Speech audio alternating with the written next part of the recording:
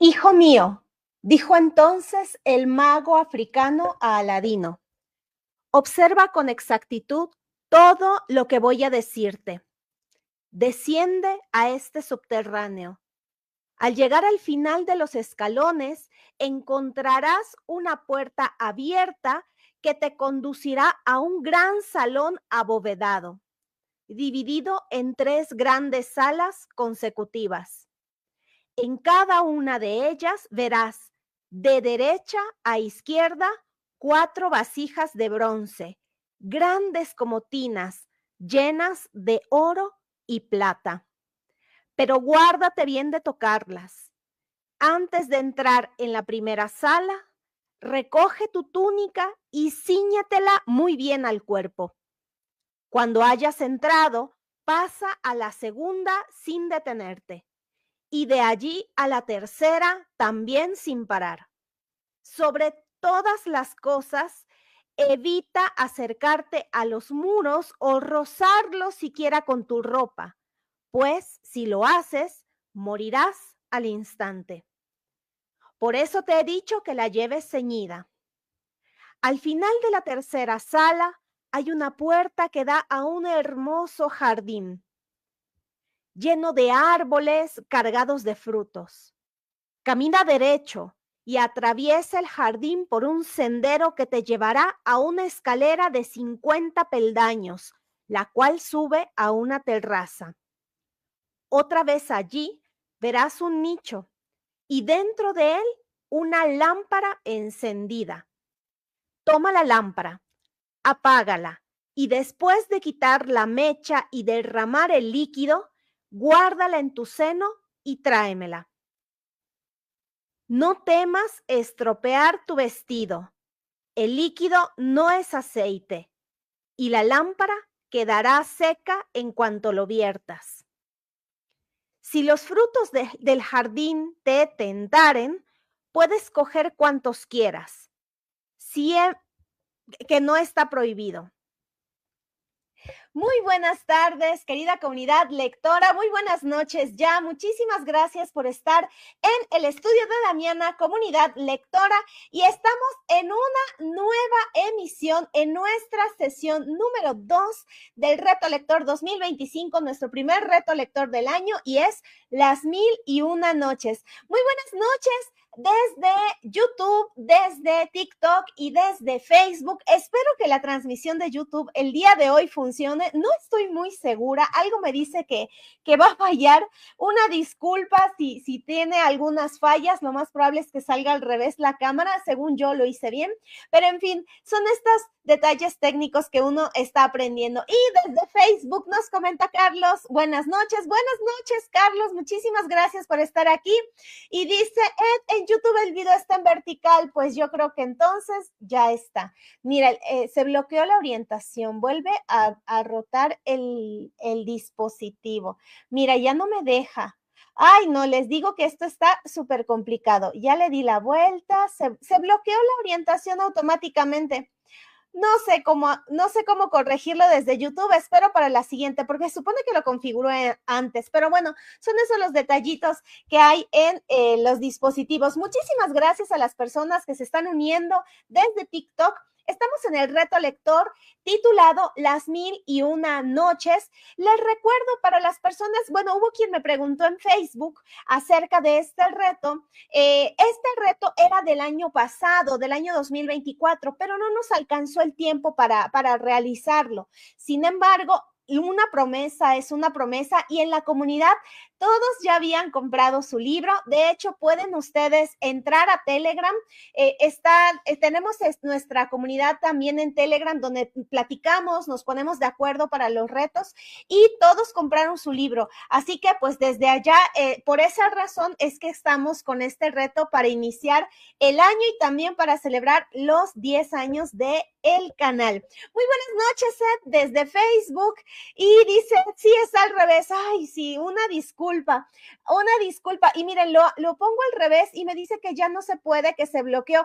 Y bueno, desde YouTube nos comentan Cintia, hola Cintia, Alicia también, buenas noches, muchas gracias. Les pido una disculpa, ojalá que se vea bien esto, no sé cómo hacerle para que ok, pues no sé cómo se puede activar o desactivar, pero no. Bueno, lo voy a dejar mientras así, ojalá y se pueda ver bien. Bueno, pues, ¿qué les pareció? Este fue una introducción, bueno, no es la introducción, es una de la primera parte, digamos que el cuento de Aladino, el original. Bueno, vamos a empezar con la discusión. Yo leí el cuento de Aladino en esta versión. Este es el libro que yo tuve, mi primer libro, el libro que yo escogí a los 10 años y después de tantos años, de más de 30, es bonito decir que este es el libro que elegí. Ya con el paso de los tiempos, poder decir, yo tuve la capacidad de elegir un libro y fue pues fue el de Las Mil y Una Noches. Y aquí, como ven, de hecho, la portada es justo la portada de Aladino. Es una colección muy sencilla que ya no existe, pero lo primero que quiero comentarles es esto, que Aladín o Aladino tiene su primera versión en Occidente gracias a Las Mil y Una Noches. Entonces, después, como ocurrió en los 90, Disney tomó muchísimos clásicos de la literatura universal y los adecuó a su más puro estilo Disney y pues de allá es que tenemos la versión de la caricatura, bueno, la película en anime, ya ni sé cómo se les dice, pero bueno, esa, yo le decía caricatura. Y pues ya tenemos esta historia y queríamos, en Telegram empezamos comentando las diferencias entre la versión de Las Mil y Una Noches y la versión de Disney. Entonces, no sé qué les parece si la comunidad que se encuentra en YouTube, de la comunidad que está en TikTok y quienes están en Facebook quisieran comentar algunas de estas diferencias que encontraron, que a mí ya me dijeron, bueno, ya lo compartimos en Telegram, pero no lo quiero decir yo. Dice, sí, son muy buenos los cuentos de la cripta, el reto del baúl del guardián. Este no lo conozco, pero ojalá y me lo puedas, bueno, nos lo compartas a todos, Seth, para que pudiéramos conocerlo. Dice que hay muchos cambios en el cuento de la cripta retro y del baúl del guardián. Sí, no sé si quisieran comenzar con eso. Y Ed comenta, hay muchas ediciones, también eso es importante decir. ¿Cuál fue la primera edición? Que justo no la tengo porque como estaba leyendo el libro lo dejé en la habitación. La primera edición de Las Mil y Una Noches fue de un autor francés que se llamó Galland, como galán de guapo, pero le ponen una D de dedo al final, Galland. Y él fue el primero que introdujo el cuento Aladino a Las Mil y Una Noches. De hecho, Galland fue el primer traductor de Las Mil y Una Noches de Oriente a Occidente. Pero ¿qué pasó? Que Aladín después hubo otros autores que no lo incluyeron. Por ejemplo, Blasco Ibáñez no tiene el cuento de Las Mil y Una Noches en su traducción. Blasco Ibáñez es un escritor español del siglo XIX. Entonces, yo la versión que les puse en la página, ustedes pueden entrar a www.damianaleiva.com, /voluntariado, /retos lectores 2025, ahí la van a encontrar. Yo les agregué la versión de Galland, pero la original del francés, traducida al español, que no es de ningún editorial, la traduje apoyada del traductor de Google, porque yo les iba a compartir los cuentos de la versión de Galland, pero de Blasco Ibáñez, pero Blasco Ibáñez no tiene ese cuento. Y la versión de Burton dicen que sí existe, pero yo revisé la versión de Burton y no encontré el cuento de Aladín. Entonces ya me iba a hacer muchas bolas, pero los estudiosos dicen nuevamente que de todas las traducciones de Aladín, la más bonita es la de Cancino Sassens, para variar, ¿verdad?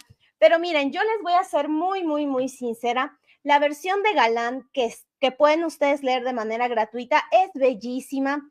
A mí me encantó, por supuesto, me produjo nostalgia porque yo recuerdo haberla leído a los 10 años. Y esto que les describí, este pasaje donde el mago le dice a Aladín toda la ruta exacta para que pueda llegar a la lámpara, es una joya porque la versión de Disney, incluso si llegan a hacer una nueva versión en 3D con todo esto de inteligencia artificial, no va a compararse con la capacidad que tiene el cerebro humano para imaginar estas escenas maravillosas. Y eso creo es de los aportes mayores que hizo Galán en su traducción. De verdad que es sumamente literaria su traducción, está llena de pasajes, metáforas, descripciones exóticas, y creo que eso es justamente lo que nos atrae de la lectura. Aquí está, nos comparten, recuerden que pueden compartirlo desde TikTok, desde YouTube y también desde Facebook. ¿Qué diferencias encontraron ustedes entre la versión de Disney y la versión original, bueno, de Galán, de Las Mil y Una Noches? Ed ya nos dice, Apu y Yasmín no existen. Esa es una primera diferencia. Pues sí, el monito Apu que sale en la película de Disney no está en Las Mil y Una Noches. Pero fíjense que eso es un estilo de Disney. Disney, si ahorita hacen un poco de memoria, van a darse cuenta que todos los personajes, tanto el protagonista como el antagonista, siempre tienen un animalito. Y ese animalito como que se parece a ellos en versión animalito, ¿no? Entonces, si hay uno malo, tiene a su animalito malo. Y en el caso de Aladdin, tenía a su monito, ¿no? Esa es la primera diferencia. No hay animalitos en la versión de Las Mil y Una Noches. Aladino está solo y lo único que tiene es en su momento el anillo y en su momento la lámpara. Entonces, esa es la primera diferencia. Yasmín, la pareja, todo esto del romance de Aladín, no existe como tal Yasmín, sino que se llama Brad. Ay, se me olvidó su nombre porque está bien difícil. Ahorita les digo cómo se llama. Brad,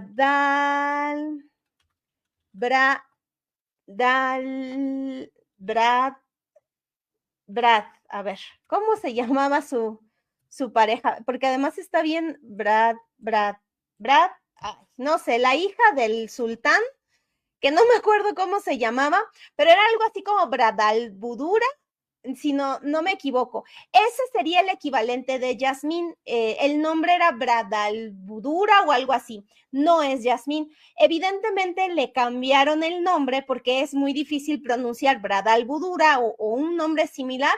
Entonces era más fácil ponerle Yasmín. Entonces sí, Yasmín como tal no existe. Y ay, miren, estoy viendo que todavía está el banner anterior. A ver.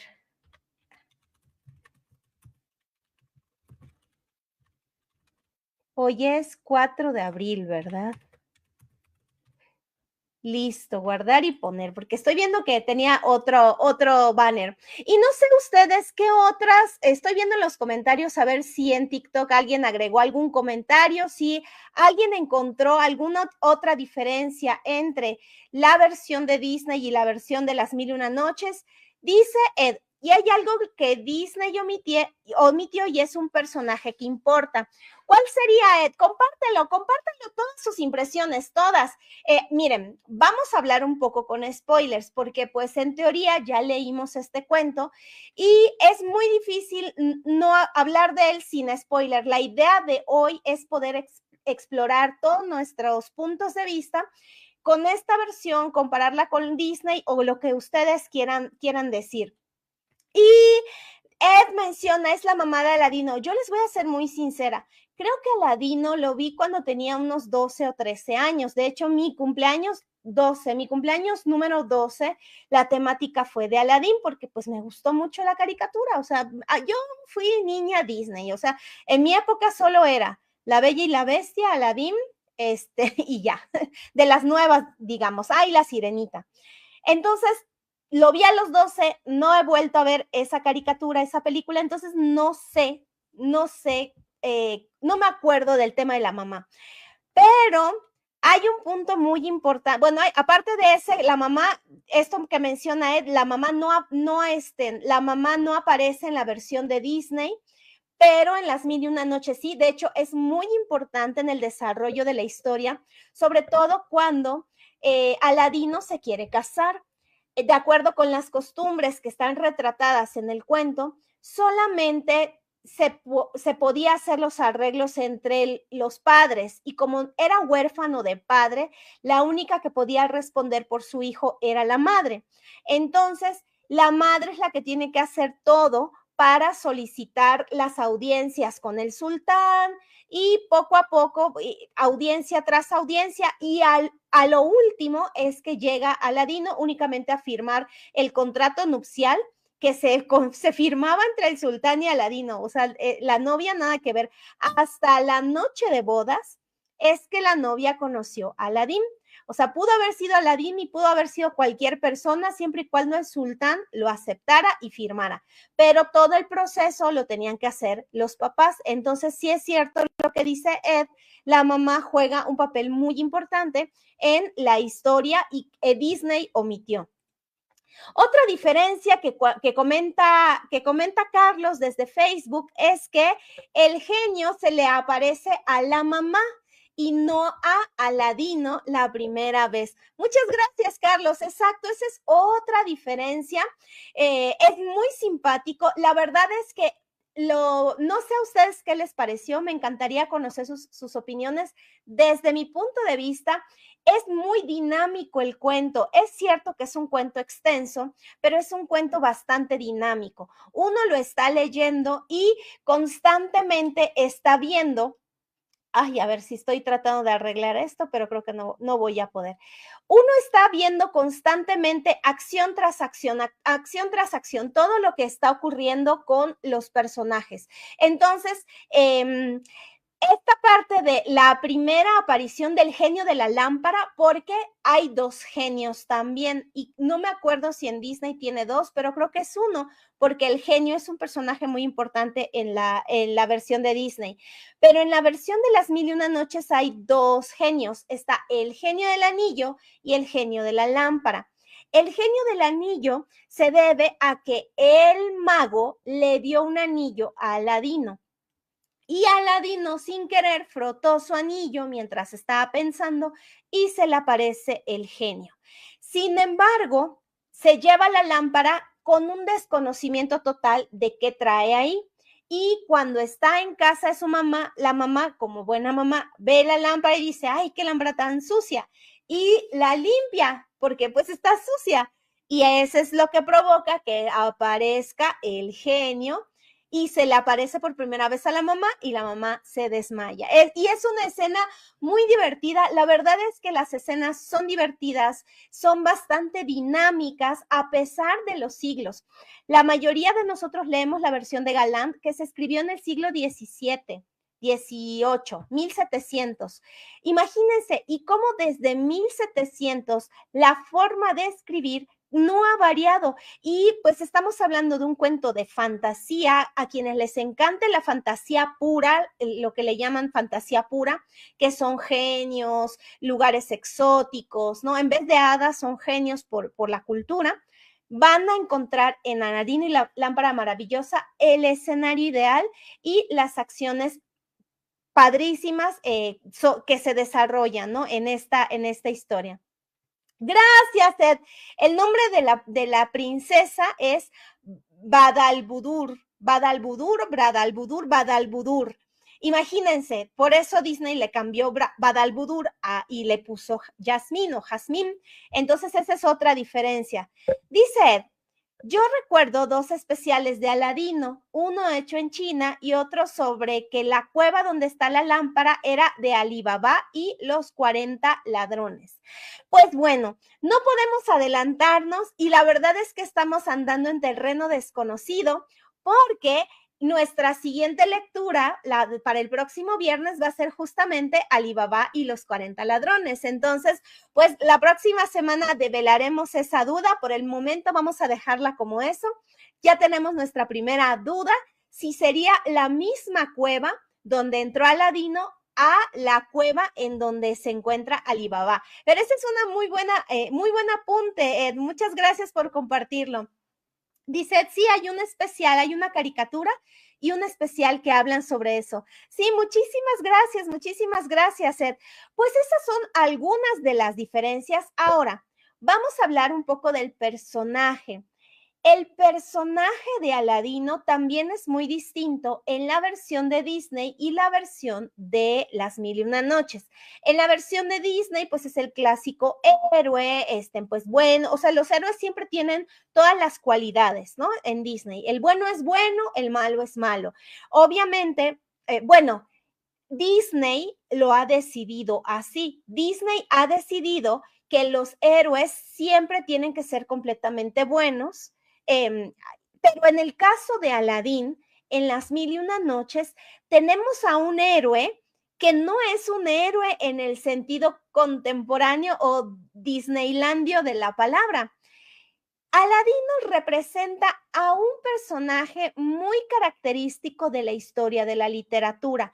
Lo podemos encontrar en otras historias, en otras culturas, y en México tenemos a nuestro representante cultural. Este personaje, este símbolo, se llama el pícaro. Pícaro es una persona que es bastante ingeniosa, pero es floja. Entonces, Aladino, en la primera versión, en la versión original de Galán, es un chamaco flojo, un clásico chamaco de 15 años que no quiere hacer lo que le dicen sus padres. Su padre es sastre. Y pues en esa época o en ese contexto, pues los hijos aprendían el oficio de los padres. Y el padre intentaba enseñarle su oficio y Aladino simplemente no quería porque era flojo, o sea, y eso te lo dice Galán y eso es algo que le da un poquito de complejidad al héroe porque es verdad, las personas no somos ni completamente buenas ni completamente malas, tenemos claroscuros. Y para una historia que es muy fácilmente adaptada para las infancias, a mí en lo personal me parece perfecto que le agreguen un poquito de complejidad a un personaje, que no lo pongan nunca como completamente bueno y como es un cuento un poco más universal o mejor dicho, un cuento pensado para todas las edades, le ponen un claro oscuro y lo dejan como un holgazán, como un flojo. El clásico chamaco que está en la calle con sus amigos todo el día, vago y no quiere aprender el oficio de su padre. El día de hoy sería el niño que no quiere ir a la escuela o que no le gusta estudiar o que siempre reprueba. Ese es Aladino y eso es padrísimo porque nos está dando un retrato un poco más verosímil del personaje. ¿Qué es lo que pasa? Pues que el padre muere y está peor, porque entonces la mamá solamente hace hilo de algodón y obviamente tampoco lo quiere hacer Aladino y está de vago. Y debido a su vagancia y estar siempre con gente, pues de tal vez en lugares medio extraños, es que el mago lo identifica. De hecho, el pasaje es muy simpático porque el mismo mago se da cuenta de quién es Aladino y por eso lo quiere para poder obtener la lámpara. Déjame buscar aquí está. Ya fuera porque el mago africano, conocedor de la fisonomía, hubiera advertido en el rostro de Aladino todo lo necesario para llevar a cabo el propósito que lo había traído hasta allí, o por otra razón, lo cierto es que se informó hábilmente sobre su familia, su condición y sus inclinaciones. Cuando supo todo lo que deseaba, se acercó al joven y llevándolo aparte de sus compañeros, le preguntó. Y ahí se desencadena la historia. Y esto me parece que podemos traspolarlo a la realidad, porque recuerden, lo que nos brinda la literatura es los rasgos de la humanidad. aunque la historia sea lo más fantasiosa que ustedes crean, los rasgos humanos ahí están y los defectos y las virtudes son universales, tan universales que pueden existir en todas las culturas, porque nosotros como humanos no cambiamos, nuestro cerebro es el mismo.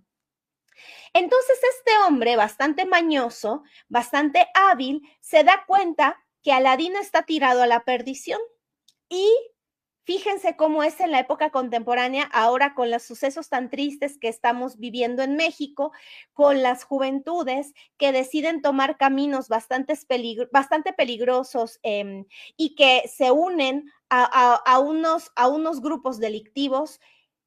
No se unen solos o porque un día llegaron ahí, sino que se unen porque hubo alguien mayor que los observó y se dieron cuenta que cubre un perfil. Y ese perfil le servía en el caso de Aladino, le servía a este mago para cumplir su propósito. Y el propósito era robar esta lámpara. Y esa lámpara era lo que iba a volver al mago ultramillonario, sobre todo lo iba a volver poderoso. Y fíjense cómo son las comparaciones. La gente que busca el poder porque requiere el poder para dominar, requiere gente que esté abajo, que haga ciertas acciones y de preferencia que sea gente joven, desobligada, vaga, sin propósito en la vida, porque van a poderlos manipular. Fíjense en la gran comparación que hay entre una historia de hace muchísimos siglos, como es Aladino de las Mil y Una Noches, y algo tan contemporáneo como nuestra situación en México. Carlos nos comenta desde Facebook, no así dice mi libro. Aladino manda a la mamá a vender la lámpara, como ya no tenían dinero, pero le dice, límpiala antes para que te puedan dar más dinero. Y es cuando la mamá lo limpia. Sí, debe de haber, bueno, cambia un poquito, pero el hecho es el mismo, que la mamá es la que limpia la lámpara y a ella se le aparece al principio. Sí va a haber pequeñas modificaciones y eso es lo divertido de que cada uno de nosotros tiene libros distintos porque estamos descubriendo a los traductores qué cambios le hacen y cómo convierten el libro y lo acercan a la cultura en donde lo tradujo. Pero sí, también todas las versiones son correctas, todas, incluso la de Disney, porque cada adaptación responde a una forma de pensar. Entonces, no hay adaptación correcta o incorrecta, simplemente son distintas. Y eso es hermoso en los clásicos, sobre todo, ¿no? Como ya es de dominio público, se pueden hacer estas modificaciones. Dice Ed, en Facebook, ya me acordé, el especial que trataba de Alibaba y los 40 ladrones, descubren que Aladino robó la lámpara y quieren venganza y se ocultan en barriles de aceite y una sirvienta los descubre y mata a los ladrones con aceite. Pues esto lo veremos en la siguiente semana, Ed, no nos adelantemos, ahorita estamos hablando con Aladino, la siguiente semana que leamos Alibaba y los 40 ladrones, veremos si eso ocurre o no. Yo ahora no podría decirlo porque la verdad es que igual Alibaba lo leí, o sea, a los 10 años, no me acuerdo. Y buenas noches, qué alegría que estés aquí, Ali. Dalí Corona nos acompaña en Facebook. Yo creo que se han de acordar de él. Es escritor, es poeta específicamente. Y hicimos la reseña de su libro Algunos pájaros no vuelan, editada por el gobierno del estado de Veracruz. Muchísimas gracias por acompañarnos, Dalí. Dalí nos comparte en Facebook.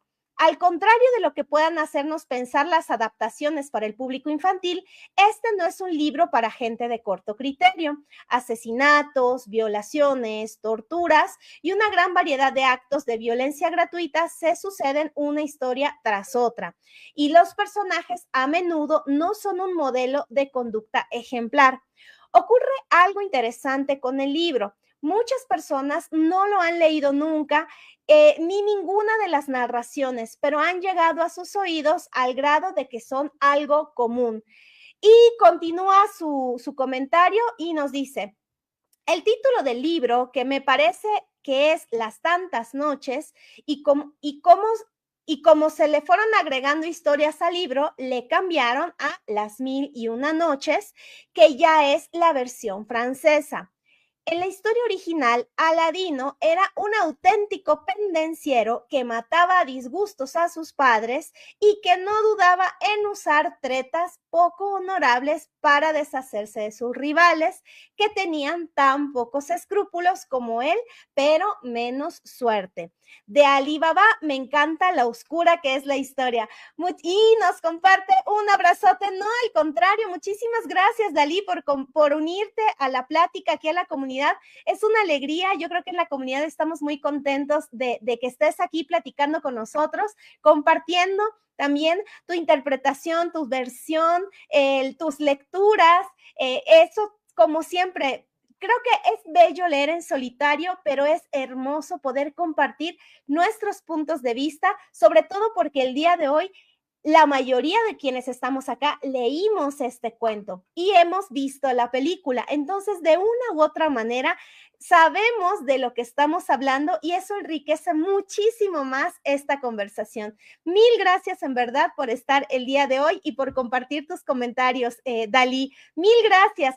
Ay, cierto, pues hablando de pendenciero y de que este personaje se conoce como Pillo, en México tenemos a nuestro Pillo. De hecho, la primera obra literaria de la independencia de México independiente fue también la historia que se llama El Periquillo Sarmiento. Y es la historia de un chico que también era un vago y que también era un bueno para nada, pero era bastante astuto. Y gracias a su astucia empezó a librar situaciones cada vez más difíciles en las que se veía envuelto. Y el mismo autor del Periquillo Sarmiento después hizo otra historia que se llamó Don Catrín de la Fachenda, pero Don Catrín de la Fachenda sí era un pillo consumado. Digamos que sería como la historia del mago, que ya era malvado porque sí. Esa sería Don Catrín de la Fachenda y el Periquillo Sarmiento es la historia de un jovencito que es pillo y cómo se va desenvolviendo. Entonces, también el pillo, el personaje, se vuelve un arquetipo. Se le llama arquetipo en la literatura porque lo vamos a poder encontrar en diferentes historias.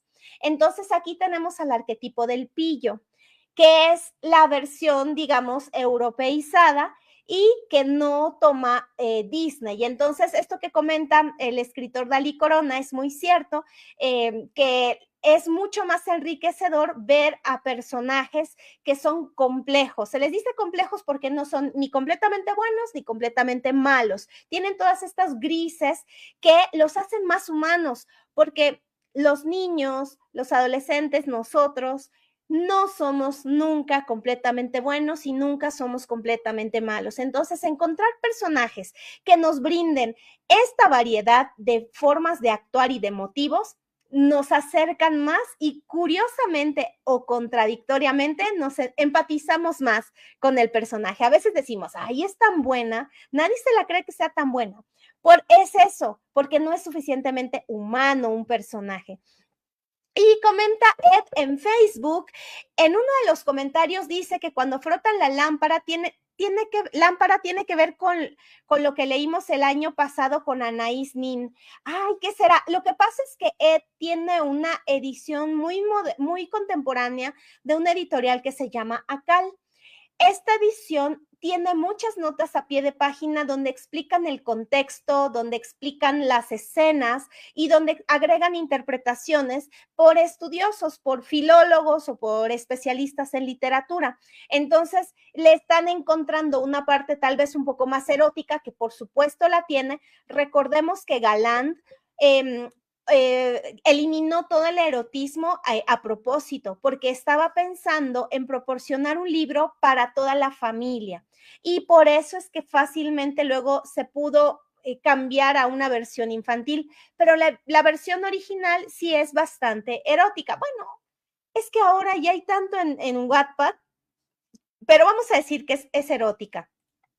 Y Dalí comenta, Las Mil y Una Noches y El Libro de la Almohada son dos de mis libros favoritos. Ay, debemos de ver El Libro de la Almohada de Seishon Agon. Ay, es una belleza ese libro, es muy poética, eso ya es más poética. Y hay una versión hecha por Borges y por María Kodama, que creo que es de Alianza Editorial. Y Yo me enamoré de ese libro, pero no por el libro, sino por una película. La película me llevó al libro y justamente la película se llama el libro de cabecera, donde salía mi novio, que es Ewan McGregor. Y gracias a esa película supe de la existencia del libro y por eso compré el libro de Seishon Agon. Sí, son historias bellísimas. Andrés, muy buenas noches. Recuerden, comunidad, que se encuentra en TikTok y también que se encuentran en YouTube, que pueden hacer comentarios, los voy a leer en vivo para que podamos seguir compartiendo nuestras impresiones acerca de Aladino y la lámpara maravillosa en la versión de Las Mil y Una Noches. Andrés Leiva nos comparte desde Facebook. Ali tiene razón. Alguna vez comencé a leer la versión que tengo. Sherezada cuenta la historia de una mujer engañada y esta a su vez quiere saber de otra aún más desdichada. Ha de ser el principio de la historia del príncipe Shahriar, que fue la lectura de la semana pasada, que es como inicia, cómo llega Sherezada al aposento del sultán y empieza a contar las historias. Este lo leímos la semana pasada, Andrés. Fíjate que tenemos ya nuestra lista. Teníamos que empezar con ese cuento, con la historia del príncipe Shahriar del rey Shahriar y su hermano el rey Shahzaman, porque gracias a ellos conocemos a Sherezada. Y después vamos a leer los cuentos que tenemos todos, porque en la comunidad cada quien compró un libro distinto. Hay versiones de Porrúa, de Akal, puede ser la de Galland, hay una de Sopena, Wilson tiene una de Sopena. Entonces, unimos cuáles son los cuentos que todos tenemos independiente de la versión y tenemos 6 cuentos. Entonces, vamos a empezar con los héroes. Y los héroes son Aladino, Alibaba, y no me acuerdo el otro, se los dije en Telegram, pero bueno, la siguiente va a ser Alibaba, y hay otro héroe más que tenemos en común.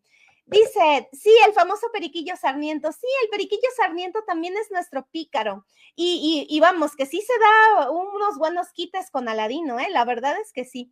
Y dice, a la mitad, como dice, así es, dice Andrés Leiva, hay un librín sobre este sentido de la picardía o alegría mexicana, te debo el título y el autor. Sí, sí, sí. El héroe pícaro, pues como les digo, es un arquetipo, porque representa en gran medida los grises o los claroscuros de la humanidad. Es un personaje inteligente, es un personaje muy vivaracho, pero no siempre se conduce con ética.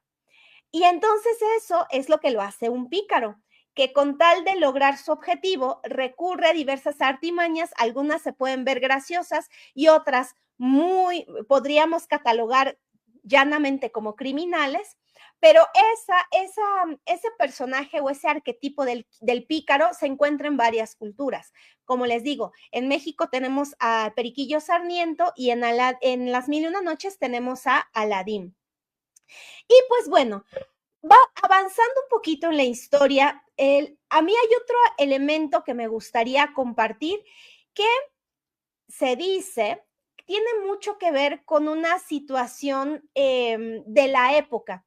Como europeo, Galán, la primera o la principal preocupación de Galán como escritor y como traductor era ofrecer un paisaje u ofrecer un ambiente exótico, una historia que estuviera en un ambiente exótico. Y ese exotismo que podemos leer en los cuentos, pues es bastante atractivo. Pero fíjense que me recuerda mucho a una situación contemporánea. ¿Y qué les parece si quieren, si desean, hablamos de eso?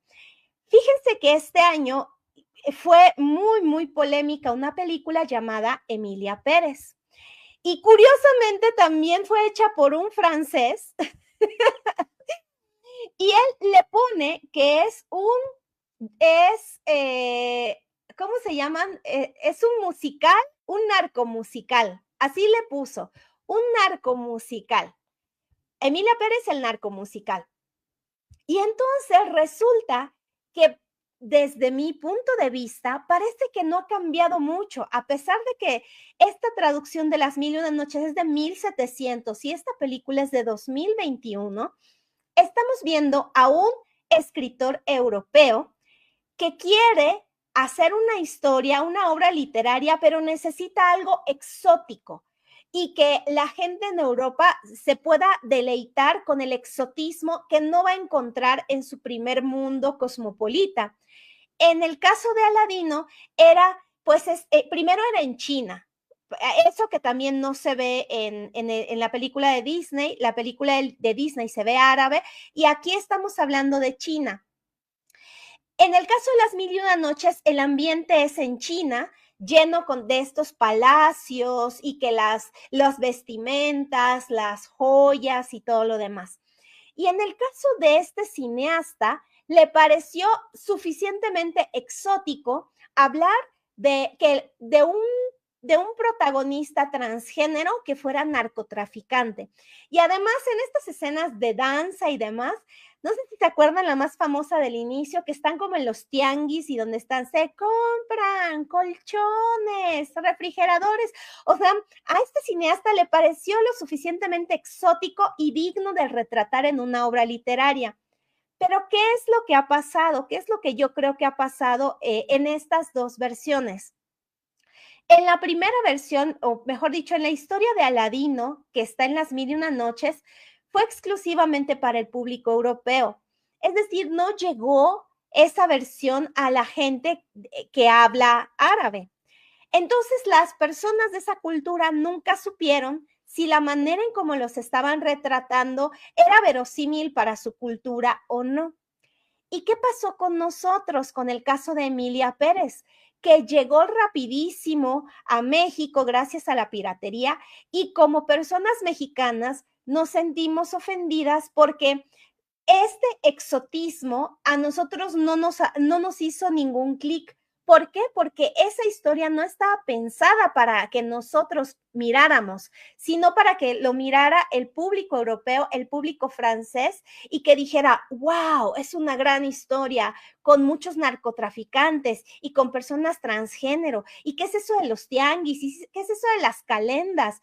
O sea, meter calendas, meter todos estos, las procesiones, todo lo que agregaron de México era suficientemente exótico para ellos, pero nosotros no lo vemos así, lo vemos simplemente como nuestra realidad. Eso se le llama tener una versión o visión colonialista del mundo. ¿Por qué? ¿Cuál es la idea que viene implícita? Que estos paisajes exóticos no son tan elevados, no son tan educados, no son tan de primer mundo como los franceses. Eso es lo que viene, que se encuentra por debajo en esta lectura que se da de las versiones colonialistas. Se plantean personajes exóticos porque son menores a los personajes adelantados, cultos, educados, ¿no?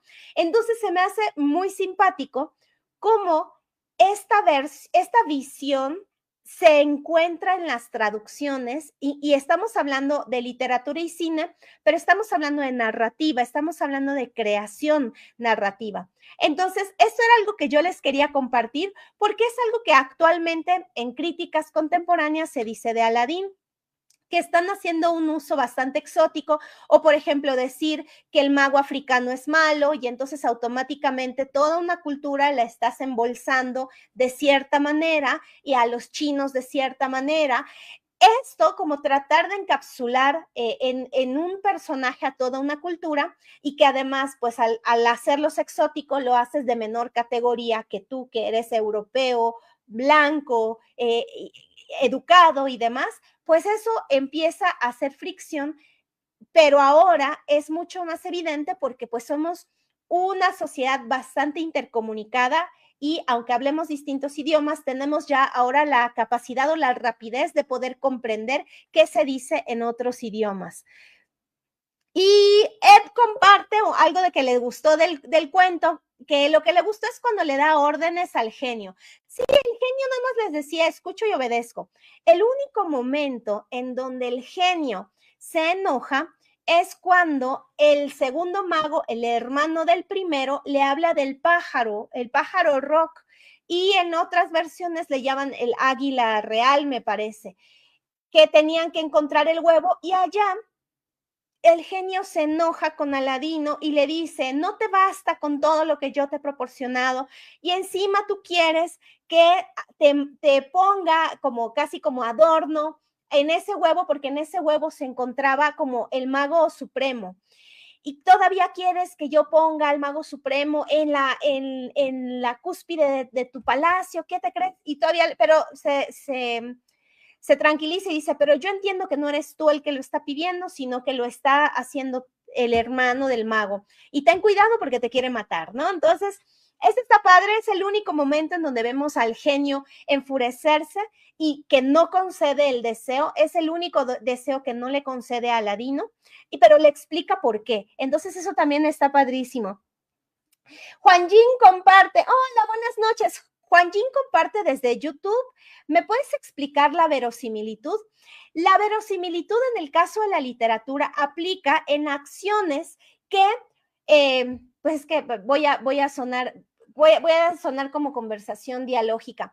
Son acciones que son lógicas. Tiene que haber una lógica dentro de la narrativa. Por ejemplo, cuando estamos en historias realistas, el realismo, la ambientación realista, nos exige que nos tenemos que situar en una época histórica.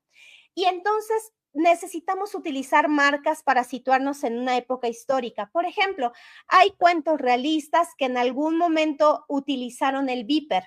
Yo creo que muchos de ustedes ni siquiera saben qué es el Viper. El Viper fue un modo de telecomunicación casi que surgió al mismo tiempo de los celulares. Era un aparatito que te llegaban como SMS y tú lo tenías y te llegaba el Viper o el VIP, no me acuerdo cómo se le llamaba. Entonces hay cuentos que usan el Viper porque claramente se están identificando en un periodo histórico donde existía el Viper.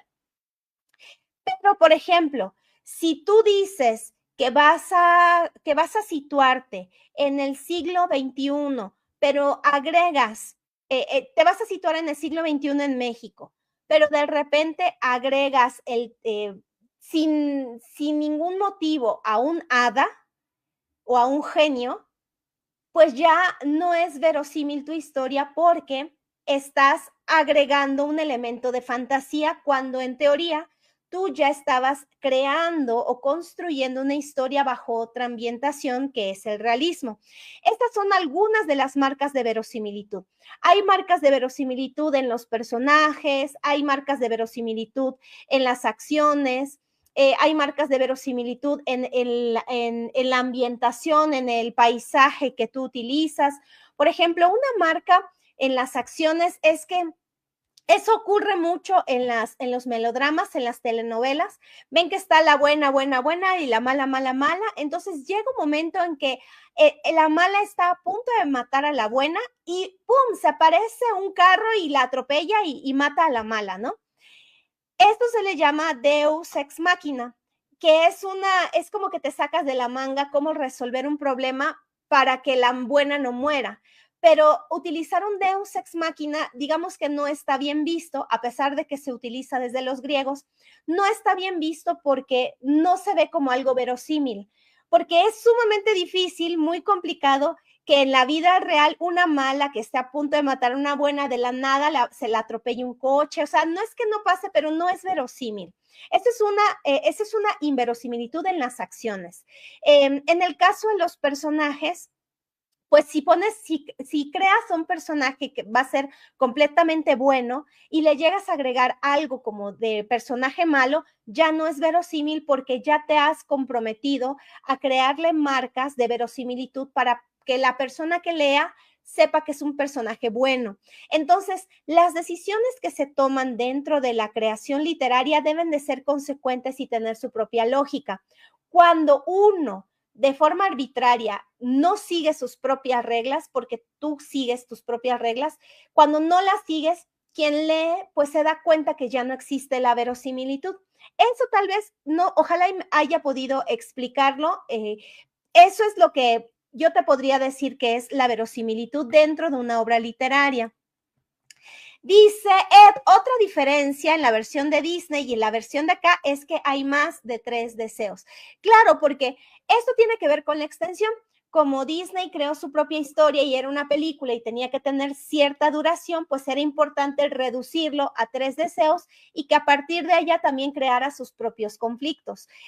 Pero tiene muchos deseos y además el genio nunca le dice de, ay, solo te voy a cumplir tantos, y si no, el único deseo que no le cumple es cuando quiere que un huevo de un ave muy especial esté posado en la cima de su palacio. Es lo único que no le concedió.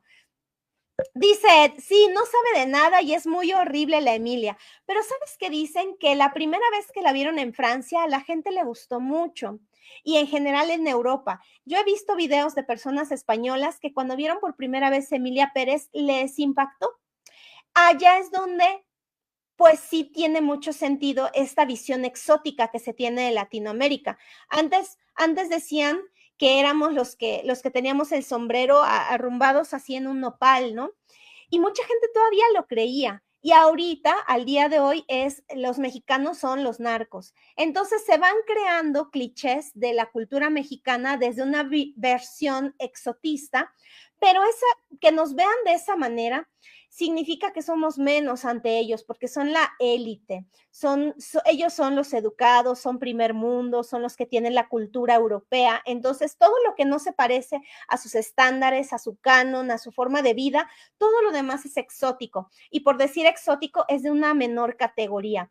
Esto pasa también con Aladino porque fue recreado por una versión francesa. Dice, ya me acordé, cuando conoce a la princesa. Ajá, cuando conoce a la princesa, pues es muy diferente también, es muy, muy diferente en la versión de Disney y la versión de Las Mil y Una Noches. Y dice, sí, el famoso tírame un bipazo. Sí, era un medio de comunicación bastante, bastante arcaico. Creo que muchos de ustedes no nacían todavía cuando estaba el viper. Nosotros lo llegamos a conocer. Dice, y luego vas al teléfono de tu cliente, así es, si era nada más para recibir mensajes y ya luego podías llamar. Dice, sí sale una mano y mata al malo y es muy creíble. Exacto, sí. Estas partes son como verosímiles o inverosímiles. Ay, Carlos me dice, no entendí lo de la verosimilitud. En el caso de Aladín, todo es verosímil. Por ejemplo, pensando en Emilia Pérez, ¿qué no es verosímil? La abogada al inicio está trabajando, porque es abogada, está trabajando en su laptop en un carrito, de esos carritos de las señoras que venden taquitos. Ven que hay carritos de tacos, ¿no? Y ven que en el carrito de tacos hay como una mini plataformita. En esa plataformita normalmente lo que hay son todas las salsas. Están las salsas, la sal. Es más, ahí puedes poner tu platito porque normalmente comes parado. Y si te sientas, pues ese plafoncito te queda un poco alto y mejor te sientas pegado a una pared para comerte tus taquitos. Pero en la película de Emilia Pérez, la abogada, vestida de abogada, está trabajando. O sea, quisieron hacer el equivalente de que se vaya al Starbucks. Ven que es muy común ver a gente ejecutiva que está en el Starbucks tomándose su café y trabajando en su computadora. Entonces, al director se le hizo muy fácil decir, bueno, pero es que como es México, pues en México comen tacos. Entonces, como comen tacos, a la abogada hay que ponerla en el carrito de tacos con su computadora, trabajando en su computadora mientras se come su taco. Esto, por supuesto que no es verosímil. De verdad, no es verosímil por donde lo vean. Lo primero que pasa, si tú llegas a poner tu lap encima, alguien pasa y te roba la lap. O sea, no es verosímil que una abogada esté escribiendo su caso en el carrito de los tacos de asada, por ejemplo. Eso no es verosímil, pero culturalmente nosotros lo entendemos. Pero ¿qué pasa? Este director se le hizo lógico hacerlo, ¿no? Si los europeos vamos al Starbucks o vamos a estos cafés a trabajar, pues los mexicanos van a su puesto de tacos a trabajar. O sea, la lógica del director fue esa, pero es una lógica inverosímil. No sé si eso, ojalá lo pueda haber explicado. Gracias, Juan Jin. Juan Jin me comenta que lo entendió. Gracias, Carlos. Ojalá y me lo haya podido ejemplificar correctamente. Hola, Papioli, buenas noches. No, no te preocupes, no, ni sin ningún problema. Pues ya estamos finalizando esta sesión, querida comunidad lectora. Muchísimas gracias por haber platicado, compartido todas sus experiencias acerca de la lectura de Aladín. Así que la última pregunta que a mí me gustaría hacerles, ¿cuál es la versión que prefieren? ¿La versión de Disney o la versión de Las Mil y Una Noches? Cualquiera que tengan. Ahora no nos vamos a poner exquisitos. Si tienes la versión de Galán, si tienes la versión de Cancinos Ascens, la que tú tengas, la de Acal, pero la de Las Mil y Una Noches es una versión y la de Disney es otra versión. ¿Cuál versión ustedes prefieren? Yo les voy a ser bastante sincera, yo creo que ya lo han de pensar. Yo prefiero muchísimo más la versión de Las Mil y Una Noches. Como les digo, me gusta que sea un personaje más complejo, me gusta que sea un pícaro, me gusta que las cosas pasaron sin querer, pero él poco a poco fue adquiriendo un poquito de astucia o fue perfeccionando su astucia y empezó a tomar mejores decisiones. Y eso también forma parte del aprendizaje humano. Podemos cometer errores, pero también podemos aprender sobre esos errores y después actuar de una mejor manera. En el caso de Aladín, me parece que así comenzó. Comenzó de ser un rebelde sin causa a ser una persona, pues, para empezar, que era poderosísima, con mucho dinero, que tuvo a su reina y que además fue muy querido por su pueblo, pero para lograr eso tuvo un camino bastante sinuoso que tuvo que ir afrontando y tomando las mejores decisiones. Y por supuesto me gustó también que apareciera la mamá, porque a pesar de que era medio vago, todavía le hacía caso un poquito a su mamá. Entonces, que representaran una familia distinta, una mamá viuda, un hijo perezoso, le da un poquito más de humanidad a la historia y como decía al principio, no es una historia de gente completamente buena contra gente completamente mala, sino que nos da un poquito de humanidad y nos hace reflexionar sobre todas estas acciones y en el ámbito de la literatura, pues pensar que el pícaro siempre es un personaje muy querido en la literatura y a pesar de que sea travieso, malvado o criminal, en algún momento podremos sentir un poco de empatía con él, sobre todo cuando por sí mismo empieza a redimirse. Y Carlos comenta que prefiere la versión del libro. No sé en TikTok qué versión prefieren, en YouTube, ¿cuál es la versión que prefieren? La de Disney o la de Las Mil y Una Noches. Dice, sí, con eso ya vamos a terminar. Dice Ed, yo la de Las Mil y Una Noches, se ve como Aladino aprende de la vida. Muchas gracias, Ed. Pues miren, ya somos tres que preferimos la versión de Las Mil y Una Noches. Si no la han leído, se encuentra de manera gratuita. Vayan por favor a mi página www.damianaleiva.com/voluntariado/retos lectores y ahí lo van a poder encontrar completamente gratuito y van a poder disfrutar de esta lectura. Y ahora sí, para finalizar, lo que me preguntan en YouTube, ¿cuál es la próxima lectura? Nuestra próxima lectura será Alí Baba y los 40 ladrones, la versión que ustedes tengan de Las Mil y Una Noches. Eso es muy importante, que sea de su libro de Las Mil y Una Noches. Puede ser un libro infantil, si tienen ustedes de su versión de niños o si tienen hijos o sobrinitos, la versión que tengan. Y ya si tienen alguna otra versión de Las Mil y Una Noches como para adultos, también. Yo voy a buscar una versión, todavía no estoy segura cuál agregar, pero intentaré agregarla desde el domingo porque la verdad es que los lunes se me complica mucho subir la lectura. Entonces creo que mejor la subiré los domingos para que tengamos más tiempo, porque además las lecturas son extensas. Entonces, para leer con calma y así poder estar el próximo viernes a las 8 de la noche en YouTube, en TikTok y por supuesto en Facebook platicando acerca de Las Mil y Una Noches, nuestro primer reto lector del año 2025. Que estén muy bien, que tengan un muy buen fin de semana y nos vemos el próximo viernes. Bueno, si gustan, nos vemos durante la semana en las otras transmisiones. Que estén muy bien. Muy buenas noches y hasta la siguiente. Adiós.